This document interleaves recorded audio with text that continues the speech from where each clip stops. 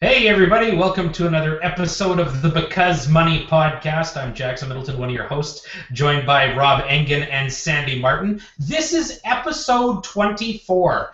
We actually are celebrating an anniversary. I guess as we've been on the air for just about a year, 24 episodes, not bad, one every couple of weeks. So we've got some special guests today, so I'll just hand it over to Sandy. Why don't you make an introduction and we'll get rolling on financial literacy in schools. Yeah, we're really excited today to be joined by Caroline Munshaw and Jenni Bolton of Sensible Students. So they operate out of Toronto, and I'm actually just going to let them explain who they are and what they do. So ladies, to you. Great, thank you. Thanks so much for having us tonight. Sensible Students is an organization that we started, and we just love it. It's a ton of fun. We work with students from kindergarten all the way to grade 8, and we do interactive workshops in the classroom, helping students learn to manage their money. So our focus is saving money, spending it sensibly, so we always get them to get that play on words, and to share their money. So that's a little bit about our organization. It's me and Jenni, the dynamic duo. So can you give us a little bit of background? Sure. Were you having lunch one day and saying, let's just start this? Or? Sure. So we met for financial literacy. So it was called SETI. It's now called Prosper Canada. So working with adults and financial literacy. And when we were working there, we really saw the need for starting young. Everyone we worked with said, if only I had this information when I was younger, if only I'd learned this earlier, I'd be in much better shape. So we said, let's make sure that young people have access to this information. And most of us, if our parents didn't teach us how to manage our money, we didn't learn it. So we want to make sure that they have access to this through the classroom. So what's your process with getting into the schools? Like, are you knocking on doors, or do you have some kind of an in with a local school district, or how did that start for you? I can answer that. Ultimately, it's a lot of our money moms, I would say. I think I'm muted. Am I muted? Nope. No, oh, sorry. Hi, I'm here. Ultimately, we used our Mummy Network, and really it's about word of mouth. So letting people know that we were embarking on this new adventure and getting the word out. We did a lot of piloting in our own children's schools, and then it was, trying to make connections to the individual schools and do as much marketing and outreach as we could. We would go to parent conferences, we would go to math conferences, and just try to make the proper connections. So we've really hooked up a lot with the TDSB. They had a financial literacy steering committee. They were very, very advanced compared to some of the other boards around the issue of financial literacy. And they came in and saw what we did and have reviewed all of our materials. So we've been working quite closely with them. We do a lot of work with the private schools as well, and also a little bit with Toronto Catholic District School Board. We've also done some interesting partnerships with, for example, Rama First Nations. We've done some work for Kicks, which is an organization that works in the Jane Finch area. So it just kind of keeps expanding as word gets out. So are you guys a for-profit organization, a non-for-profit? How does that work? And do you charge for the program to the families, the students, school boards, teachers, bus drivers? Who pays for it? Who actually? We know the students benefit, but who pays for it? Do you want me to get this one, Jenni? Sure. Okay. So we charge. It's Jenni and I. It's a partnership. And we both have not-for-profit roots. That's really we kind of operate as not-for-profit. It's just been simpler to keep it as a partnership, though. So we do charge $225 for a 2-hour workshop. And mostly the cost has been covered by parent council. So parent councils are raising funds for extra programming in their students' classrooms. So they've been paying for it. Some schools have a budget. A lot of budgets have been cut, but some schools do have a budget to have some extra programming for the students, and sometimes students are each bringing in a certain amount of money to cover the cost. So it varies, but it tends to be the parent councils that are paying for it. We've also been very fortunate to receive some grants through the TDSB. The TDSB has received grants to provide financial literacy, and they have asked that we deliver that programming. So that's been fantastic, because then that goes out to all the schools in the Toronto area, and they have access to that programming. Can we share some exciting news? Sure. Yes. We actually just met with the Toronto Foundation for Student Success today, and they received some funding from the Actuarial Foundation of Canada. So we will be, for the next 3 years, delivering some workshops within their Beyond 330 program. And it's a beautiful program helping students in schools that are sort of at risk. So at between 3:30 and 6 o'clock, they get a snack. Actually, they prepare their snack. They learn financial literacy as well, of course. We're going to be providing our workshops. So they've also worked with Prosper Canada in the past to develop a board game. So we're very excited to be working with them because I think there's definitely the need within that program. And so we just signed the contract today. So we're excited to embark on that. That's awesome. That's fantastic. Yeah. So it's Financial Literacy Month this month. Sorry, Sandy. Yes. No, you go. Dying to ask this one. So one of the default answers we always hear, we need to improve our financial literacy. They ought to teach something in school. And so what are some of the challenges from the teacher's perspective? And is this the route we need to go, is to outsource these workshops? Like, are teachers equipped to be doing this on their own or putting it into the curriculum themselves, or is this a more natural movement to outsource this into smaller workshops? Want to go, Caroline, or I can go? We'll just alternate. Sure. Okay. So it's both. So it's integrated in the curriculum. The Ministry of Education there's a programming that's in the curriculum already. Most teachers that we're speaking with, they're so much in their curriculum, it's hard for them to be adding to that. We've also found that it's really nice to have another voice coming in. So even when the teachers are able to integrate financial literacy in their curriculum, it is really nice to have some other voices come in and reinforce the same messages.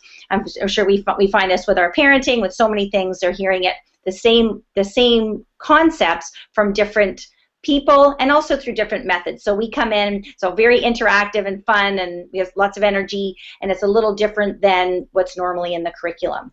So we find that as well. So it's a complement to that. Actually, I'm going to add that the teachers have commented that it's a great opportunity for them to actually sit back and assess how the students are doing with the topic. The other thing that we provide is some post resources. So others have said, great, now I've got some exciting ways that I can be presenting the material, and then we leave them with websites and activities and other things that they can do to continue the learning. So part of being in the classroom is just one part of it, and what we hope is that it's also being enforced at home. So we do send a letter home as well with some links and information. We do have a Sensible Families workshop, and that came because, again, parents are saying, well, how do I talk to my children about money? So many schools will get the parent reaching out grant and have us come and do a special event in the evenings where we have two ways of doing it, either just to parents where we talk to them about allowance and all kinds of different issues, or the one that's really popular is when we do the kids and the parents together. So we set up some of the stations, some of the activities we're actually doing in the classroom, and have the parents go through the activities with their children. So we get that conversation started. So it's got to be in the classroom, it's got to be at home, and it also, if on a larger scale, things need to be done sort of not only with the government but private sector, nonprofit sector. It's there's no single solution, obviously. There's many ways that we can build financial literacy among Canadians. Well, that's great that you give the tools to the parents and teachers to continue that after the workshop is done. That's awesome. So what do some of those activities look like? I'm always very curious what happens kind of inside the classroom. It's one of those things I don't get to observe very often. Yes. So obviously it would be different kind of with your kindergarten students or your grade 8 students, but what's kind of a typical workshop look like for you? Mute. Unmute now. Okay. Am I good? Okay, thanks. Sorry. Okay. So we usually have about 3 different activities. So I'll give you a couple of examples. So in each 2-hour workshop, we do about 3 activities, very interactive and mostly group activities. I'll give you one example. In grade 4, we're showing kids how to use an ATM. So not we're not actually going to an ATM, but we have this awesome online tool that we're able to show them how is it that this works, and we start to have that discussion about how is it that that money is not coming out of this magic machine and this magic car that is unlimited. We discuss that. In grade 5, we do a budgeting workshop, and they're creating a pet budget. So they're saying, okay, we've agreed that we're going to take care of this pet. Do we have enough money to pay for it? And they get some pretend income, and then we work on expenses. And then we have chance cards. Okay, you've got your income is going to cover your expenses, but what happens when chance comes your way? So they have to figure out what happens when those unexpected events happen and how you're going to cover that. So that's a couple of examples. Jenny, do you have some others that you wanted to add? Yeah, sure. Just to let you know, they are linked to the math curriculum, so teachers love that, the fact that we are, making sure that it meets those requirements. But it's really fun. Like in the kindergarten, we get them doing the money pokey and lots of active things. So that's one of our favorite ones. The other thing that we love to do in the grade 7 and 8 workshop is finding money, and you can do this with adults as well. It's just having them add up the cost of certain things per month. So instead of giving them their own things to think about, because they may not have a lot of disposable income, we give them characters. So they may have Howard, or they may have Siraj, and they have certain spending habits, and they have to add them up. So, if you buy a hot chocolate every day after school, it's going to add up. So you get these aha moments. I love to tell the story of the grade 8 boy, and he's in the back of the classroom, and all of a sudden he's like, my iPad! And I'm like, what? He goes, well, I'm like Howard. I buy, whatever, a treat on the way home every day after school, and I've been wanting an iPad. Well, it added up to $56 per month, or $680 per year. Ta-da, there's his iPad. So it was really a great moment for him, because he realized that these little tiny expenditures add up, and it's the finding money in your budget in order to be able to achieve other financial goals that you have. So it's fun. And how awesome is that he figured that out in grade 8? I figured that out 6 months ago. And I was like, I got to stop going through drive-through at Starbucks. And it's like, I could buy a car with that. But yeah, anyways, that's kind of awesome. So now you have material that is specific to every grade, K through 8. So materials that integrates with the curriculum? That's correct. Wow. Every grade, every grade is a little bit different, and they build upon each other, but they're also standalone. So, it'd be great if a school had us come in every year, and the students going to, learn a variety of things. But they can also have us just come one year, and it's sort of a standalone workshop as well.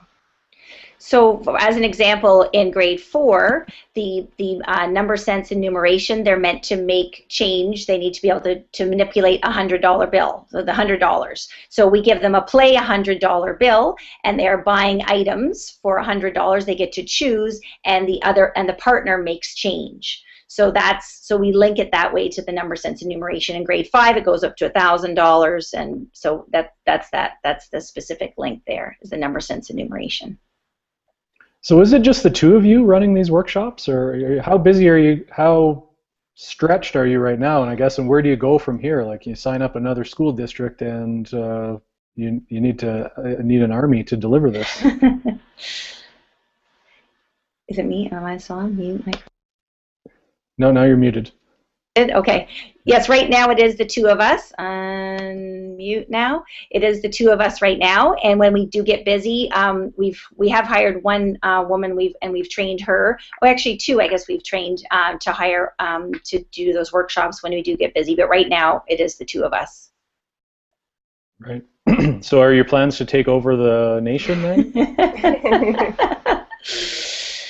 We're actually, for now, we're sticking with Southern Ontario.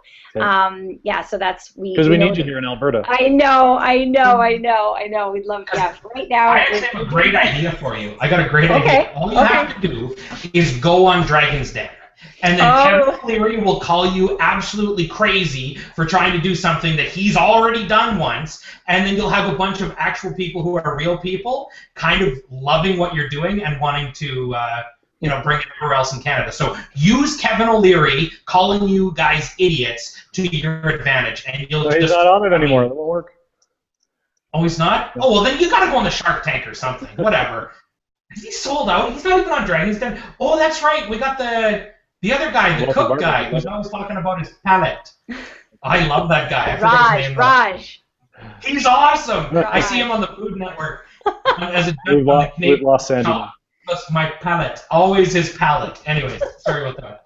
So you got to talk to him. Get him to tell you guys you're crazy, and then you're out. Sorry, Sandy. I don't know. You're just to get us back on track here. So yeah, Sandy. You've received grants and you've got this this new partnership, which is excellent. So with this new financial literacy movement and the financial literacy leader that was appointed, Jane Rooney, do you have the ear of Jane Rooney and her committee, I guess, or what are you plugged into what's going on there?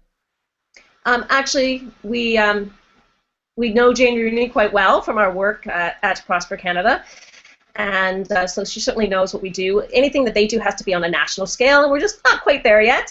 But have our work from Prosper Canada has allowed us to keep very, very connected to what's going on in the sector. So yeah, I mean, we try to keep up with what's happening, and we want to make sure that what we're providing is definitely value add. And so yeah, I mean, it may evolve as things change, and maybe we can come up with some new ideas to provide things on a wider scale. So did you hear the announcements today about Junior Achievement, the Junior Achiever program? How HSBC is now one of the organizations funding junior achievement in schools, and TD is doing it. Of course, they've been doing that for a long time, and now as well Advocus. Is that? Did you hear any of that stuff today? Probably you're busy. We are aware. I mean, Junior Achievement's a much, much larger organization. Most obviously, they've been around a long time, and they have the Dollars and Cents program, which is targeted for grade 7 students. So, although I guess in a sense they're doing a similar thing, their program is full day. It's done by volunteers. There's a lot of differences. I'm sure there's a lot of similarities as well. But they also have other workshops like around entrepreneurship and career and such. So, whereas we're just focused on the financial literacy and as I said, we tried to make ours really connected to that math curriculum. So obviously they're on a larger scale. We're not there yet, and we haven't made any partnerships with any kind of banks because sometimes the school boards aren't comfortable with that. So it's not like we're going out and promoting in one bank over the other. So, but they're so large that they get funding from multiple places. So it kind of is a little different. Do you have an opinion, or do you want to share an opinion if you have one about banks and financial institutions offering financial literacy in schools and to kids who might not be aware of who's offering the program? Go ahead, Caroline. Do you want to I guess it's just that impartial advice. So that would be as long as if it's an individual going in and providing the information, as long as it's not tied to a product or pushing any products at all. If it's then yeah, I'm not too worried. But as long as it's the unsolicited, not giving that advice piece and pushing any certain product. And a big part of our as that we talk about is that spending sensibly and that sharing with others. And it's very much that we're not doing this so that people are necessarily rich. We really want to do it as that holistic. It's so that you're not worried about money, so that you can manage your money, so you can enjoy your life. We're not doing this. I had a student say, "Are you rich?" when I started at the classroom. So we're doing this so that you can have that full life and live your life and not be worried about your finances. You're enjoying the rest of your life and not being preoccupied with it. So it's a real full picture that we provide, and so I think that's really our differential. And if it's someone going in from a bank, they've got their as an individual, they've got their philosophy and their outlook. But Jenni, both of us were very much that focus on kind of holistic view of money as well. Yeah, we're not the sort of, you've heard of the book Rich Dad, Poor Dad, or that kind of like how can you invest to make the most of your money. I mean, obviously we do have one workshop on investing, but it's more about introducing the concepts and the compound interest and those kinds of things. So that, as Caroline said, our philosophy is we are from the nonprofit world, and we're just wanting to impart exactly what financial literacy is: knowledge, skills, and confidence. And we hope that the students will then be able to be more familiar with all the terminology, the concepts, be more confident asking questions, and knowing where to go for more information and resources. So whose responsibility is it to teach financial literacy? What do you say to people who ask that question? It comes from many places. That's, I think, what I was alluding to earlier, in that it's, not only is it important to get it in the school system. I mean, so many people said, I never learned that at school. So it's fantastic that it's now being integrated into the curriculum. Whether it's enough, I don't know. We'll wait to be seen. It's just kind of starting. So the school system's really important. It has to come from the parents as well. What the problem is, are most Canadians as financially literate as they should be? Probably not. So you've got to get other sources. At Prosper Canada, for example, they're often trying to make sure that the systems are providing information in a way that's accessible to Canadians. So making sure that banks, making sure that institutions, think about taxes, and making sure people really understand where they can go to get help with their taxes, where they can go to get information that is meaningful to them, because that's the problem. Sometimes it's not suitable for that particular individual. So making sure that many systems, as I said, the private, public, nonprofit, everybody needs to kind of make sure that the information is accessible and appropriate. Caroline, do you have anything to add on that one?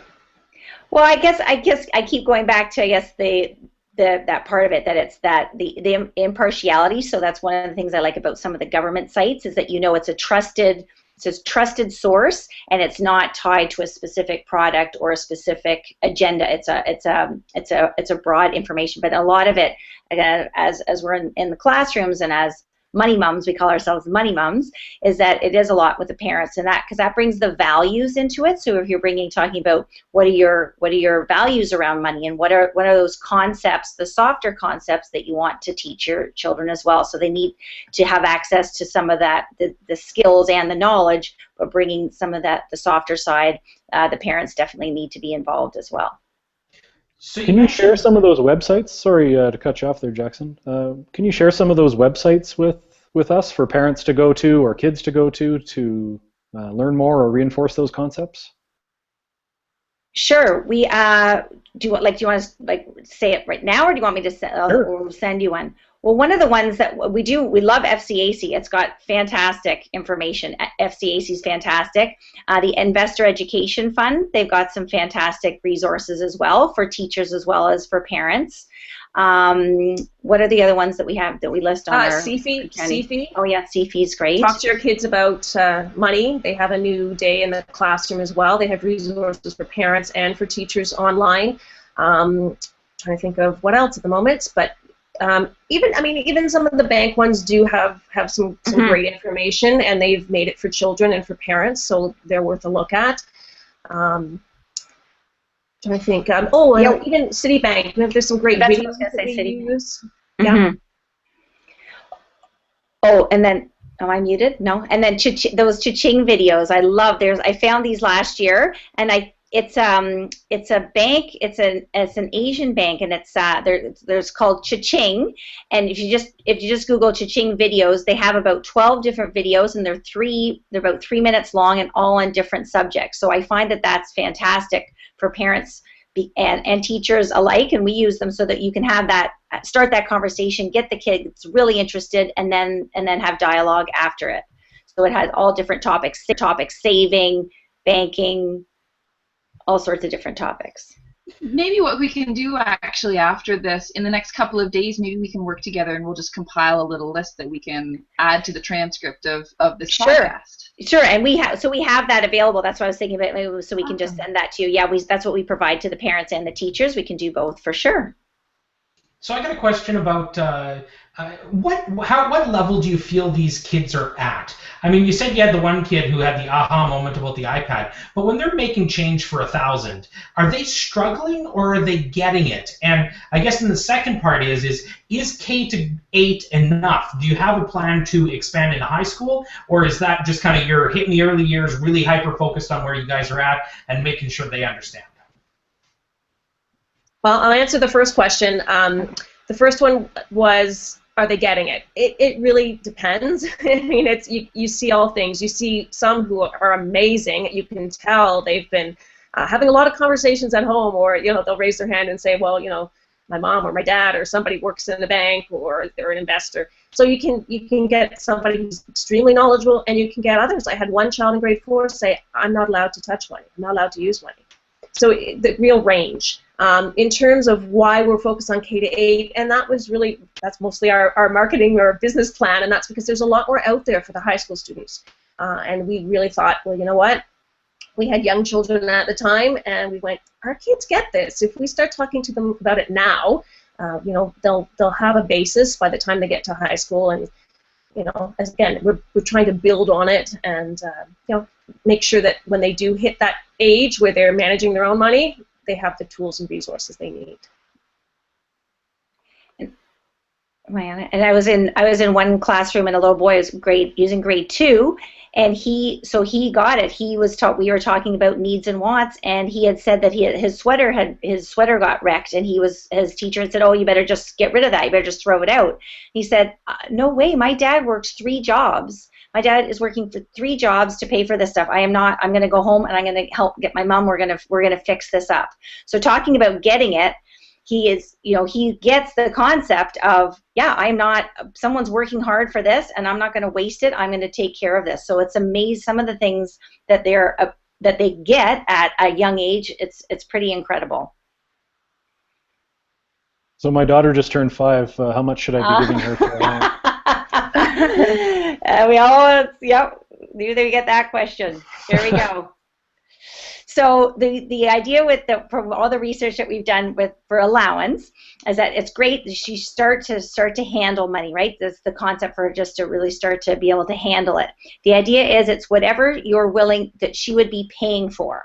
So you work out what she'd be paying for with that amount of money, and then that's how you decide. So if probably at age 5, she's not going to be buying her clothes just yet, but maybe she's buying, I don't know, little presents for her friends or whatever that is. You determine that. So the idea is that you wouldn't be spending. It's not going to cost you money to give allowance. It's that you're transferring the responsibility. So she's now going to be responsible for buying that item, and then she decides. So there's really not there's no magic. She's 5, it's $5 a week. It's whatever it is that she's going to be spending. And then she decides, right? It's her money. When it becomes her money, she's going to be, maybe I might not buy it then, right? Maybe I'm going to wait for next time. How's that for an answer? I like it. So, and when should I start tying chores to her allowance? I'll answer that one. Yeah, that's interesting. I mean, there are many philosophies around allowances, and some do like to tie chores to it because they say they get the concept of earning money. Most say it's better to not. But, I mean, again, whenever we present it to parents, we always say, you know what? You have your own values and attitudes around money. Ultimately, you're going to make the decision. We're going to give you a few different theories, a few different ideas, and you're going to choose. But we ourselves, we don't use the earning philosophy. It's much more around you've got so much to manage. And again, we have the piggy banks with the save, spend, share. So my 13-year-old does not get a full $13 because I would be broke.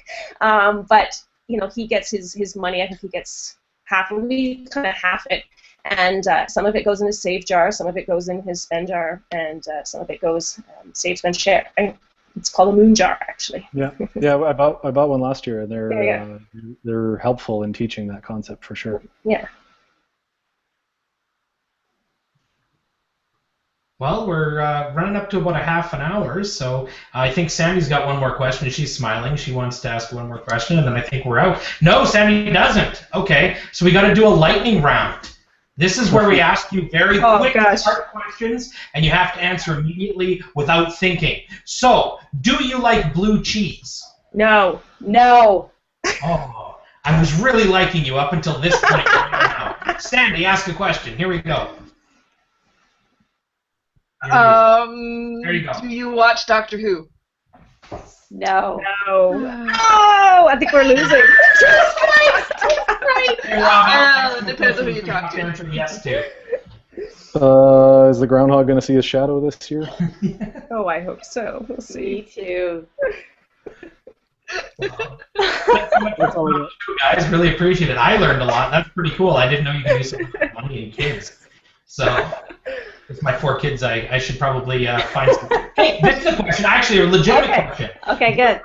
Do you ever take your homeschool out for, or your curriculum out for homeschool people? Or is it just in the school systems? You're a genius. Yeah. Oh my goodness. Because the answer is no. That's a great. Homeschooling our kids. Really? We got a 5-year-old, a 4-year-old, a 2-year-old, and a 4-month-old, and we're homeschooling kindergarten right now. And we've kind of started introducing some money concepts to our kids. And mostly it's just don't manage it like your parents did. But then you're on your own. But no, have you ever thought about rolling out some material or curriculum to the homeschool? No, but that's a great idea. Okay, if you need a franchise partner in Okay. BC, We'll go on Dragon's Den together. We'll go on Yes. Dragon's Den together with it. And I'll get called an idiot. Right on. I always wanted that to happen to me. So cool. Well, I think we're done unless anybody else has something interesting to say. Just want to say thank you very much for having us. Yeah, thank Thanks you. for coming on. And happy Financial Literacy Month.